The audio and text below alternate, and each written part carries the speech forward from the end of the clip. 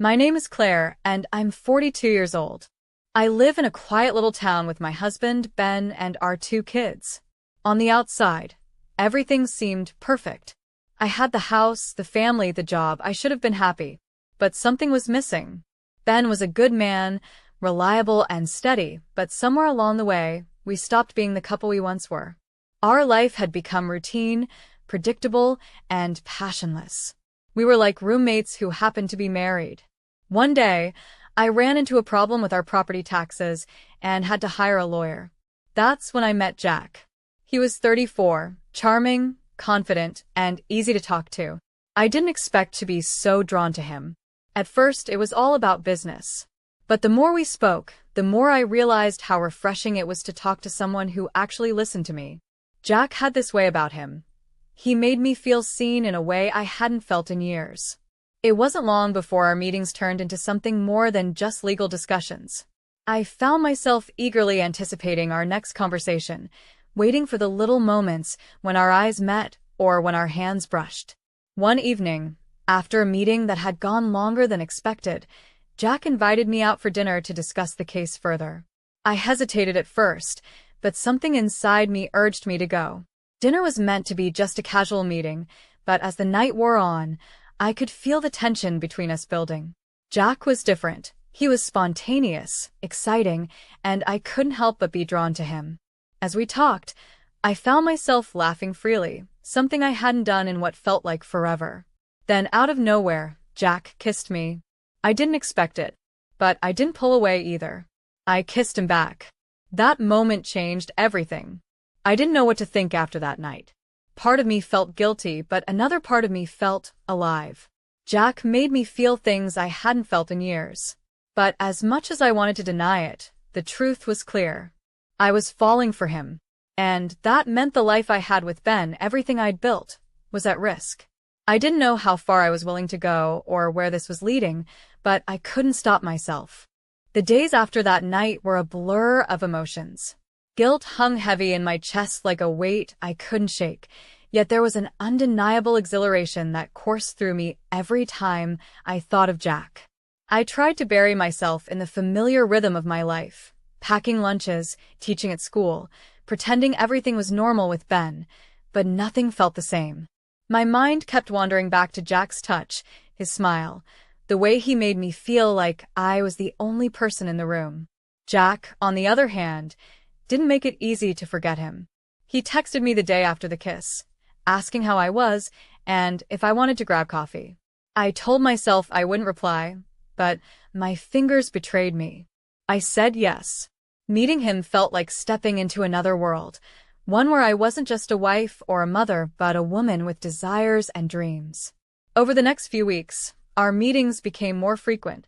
At first, we tried to keep it professional, discussing my case, making sure there was a valid reason for me to see him. But it didn't take long for those boundaries to crumble. We started sneaking out to quiet restaurants or taking long drives where no one would recognize us. Each moment with Jack felt electric, and for the first time in years, I felt truly alive. But the guilt was always there, lurking in the background. Every time Ben would smile at me or the kids would excitedly tell me about their day, I felt like a fraud. I tried to justify it to myself, telling myself that I deserved to feel this way after years of being taken for granted. But deep down, I knew I was playing with fire. Things came to a head one evening when Ben came home early from work. He found me sitting in the living room, staring at my phone. Jack had sent me a message. "I miss you. Can I see you tonight?" I quickly locked the screen, but Ben's gaze lingered on me. "You've been different lately," he said, his voice cautious but firm. Distant. "Is everything okay?" My heart raced. I forced a smile and assured him that I was just tired from work, but I could see the doubt in his eyes. Ben wasn't stupid, and the cracks in our marriage were becoming too obvious to ignore. That night, as I lay in bed next to him, I couldn't sleep. My thoughts were a tangled mess of longing for Jack and fear of losing everything I had built with Ben. I knew I had to make a choice, one that would change the course of my life forever. Would I walk away from Jack and try to salvage my marriage, or would I take the risk of following my heart, even if it meant destroying the life I had always known? The answer wasn't clear, but one thing was certain. I couldn't keep living in this limbo. Something had to give, and soon. The tension in my life was becoming unbearable. Each day felt like walking a tightrope, teetering between two worlds. On one side was my life with Ben, steady and safe but stagnant, and on the other was Jack, thrilling and new but dangerous. I knew I couldn't keep this secret forever. The cracks in my facade were widening, and it was only a matter of time before everything came crashing down. Jack, of course, wanted more. One evening, as we sat in his car after another clandestine dinner, he reached for my hand. "Claire," he said softly, "I can't keep doing this if I'm just going to be a secret. I want to be with you for real. But you have to decide what you want." His words hit me like a freight train. I knew he was right. This wasn't fair to him, to Ben, or even to myself. But the thought of making a choice, of facing the reality of what I'd done, terrified me. I told Jack I needed time, and he nodded, though I could see the frustration in his eyes. At home, things were unraveling faster than I could control. Ben's suspicions were growing. He started asking more questions, checking in on me during the day, even glancing at my phone when he thought I wasn't looking. I knew he didn't have any proof yet, but his intuition was sharp, and my behavior wasn't helping. One evening, Ben confronted me outright. "Claire," he said, his voice calm but firm, "I know something's going on. You're not yourself.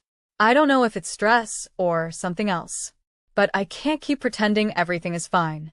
My heart sank. The guilt I'd been carrying threatened to crush me. For a moment, I considered telling him the truth, confessing everything and begging for his forgiveness. But the words wouldn't come. Instead, I shook my head and muttered something about work stress and needing space. He didn't seem convinced, but he let it go for now. Meanwhile, Jack was growing impatient. He started sending me messages late at night, asking if I'd made a decision. He wanted me to leave Ben, to start a new life with him. Part of me wanted that too. The idea of escaping the monotony of my marriage and building something new and exciting was tempting. But the other part of me, the part that had spent years building a family and a home with Ben, couldn't imagine tearing it all apart. The breaking point came one weekend when Ben suggested a family trip to the lake. He wanted us to reconnect, to spend quality time together away from all the distractions. I agreed, thinking it might help me clear my head and figure out what I truly wanted. But even at the lake, Jack wasn't far from my mind. He texted me constantly, and I found myself sneaking away to check my phone. At one point, Ben caught me staring at a message from Jack. His face darkened, and he didn't say a word. The silence that followed was suffocating. That night, as the kids slept and the fire crackled in the cabin's fireplace, Ben finally confronted me again. "Claire," he said, his voice low and steady. "Who is he?" I froze. My worst fear had come true. The look in his eyes was a mix of hurt, anger, and resignation. He already knew, he just needed me to say it.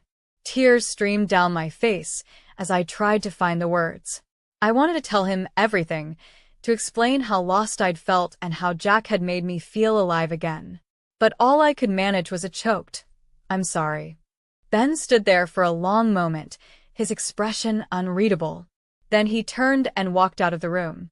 The sound of the door closing behind him echoed in my ears, and I knew there was no turning back.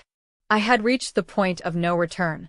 My choices had led me here, and now I had to face the consequences. Whether I ended up with Jack, alone, or somehow salvaged what was left of my marriage, one thing was certain: nothing would ever be the same again.